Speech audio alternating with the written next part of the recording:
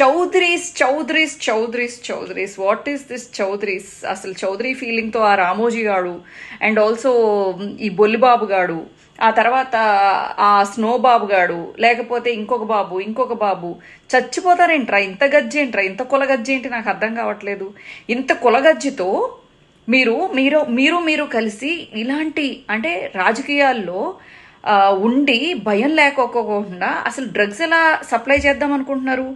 Already మొన్నటి దాకా ఈ పురంధరేశ్వరి పెద్ద నేను పతివ్రతనమ్మా, నేను అసలు సంఘ సంస్కర్తనమ్మా, నేను అసలు ఉమెన్ యాక్టివిస్ట్ అమ్మా అని చెప్పేసి ఆమె సారాయి అన్యాయంగా అమ్మేస్తున్నారు ఆంధ్రాలో.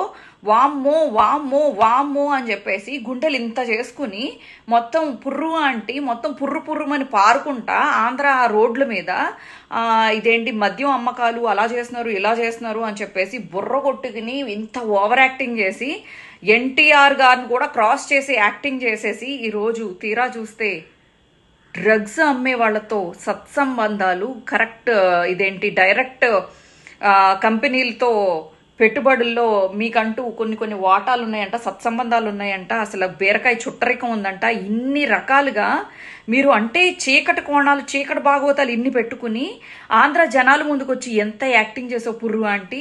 అసలు నీ యాక్టింగ్కి ఆస్కార్ ఏంటి? ఇంకా ఏదైనా కొత్త అవార్డు ఏమైనా కనిపెట్టాలేమో ఆంటీ. నీకు ఈ అవార్డులే పనికిరావు. సరే దీన్ని పక్కన పెట్టేద్దాం. అసలు అందరూ శ్రీ వైష్ణవులే అయితే బుట్టెడు రొయ్యలు ఎలా పోయాయి అని చెప్పేసి ఒక సామెత కూడా ఉంది. అసలు బుట్టెడు రొయ్యలేంటి అని అనుకుంటున్నారా?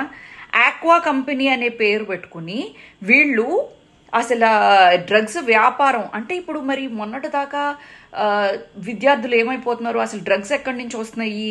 అసలు డ్రగ్స్ ఎవరు సప్లై చేస్తున్నారు పిల్లలకి అని చెప్పి హైదరాబాద్లో పెద్ద రగడైంది. మీకు గుర్తుందా?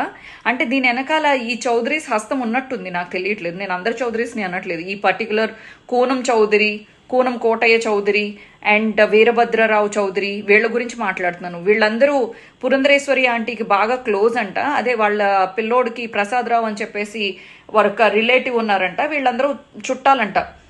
మరి వీళ్ళకి చుట్టాలు. అలాగే మళ్ళీ గీతం భరత్కి బాగా క్లోజ్ అంట.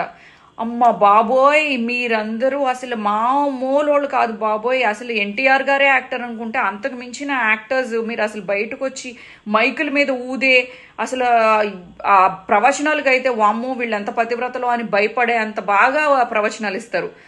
మీరు తీరా చూస్తే ఇన్ని రకాలుగా మీరు ఆంధ్ర యువత జీవితాలతో ఆడుకోవాలనుకుంటున్నారా?